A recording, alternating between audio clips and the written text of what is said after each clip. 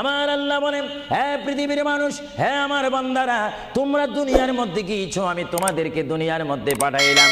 পাঠাইবার পরে আমি জানি তোমরা অনেক অন্যায় পথে যাবে, অনেক কাজ করবে, যে কাজগুলোর মধ্যে তোমাদের গুনাহ হয়ে যাবে। হ্যাঁ বান্দা, তোমরা গুনাহ করবে তাও আমি ভালো মতো জানি, তোমরা পাপ করবে তাও আমি ভালো মতো জানি। বান্দারে, পাপ করার পরে, গুনাহ করার পরে একাই কি মসজিদের মধ্যে তোমরা কেঁদেছো, রব্বানা যালামনা, বলেন রব্বানা যালামনা আনফুসানা ওয়া ইল্লাম তাগফির লানা ওয়া তুরহামনা লানাকুনান্না মিনাল খাসিরিন বলে বলে মসজিদে কেঁদেছো, আসরের নামাজ পড়ে কেঁদেছো, যোহরের নামাজ পড়ে কেঁদেছো, মাগরিবের পড়ে কেঁদেছো, এশার নামাজ পড়ে কেঁদেছো।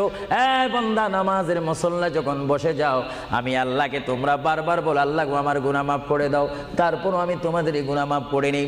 তারপরও তোমরা নিশি রাত্রে, মানুষ যখন ঘুমে যায়, তোমার বিবি যখন ঘুম যায়, তোমার ছেলে যখন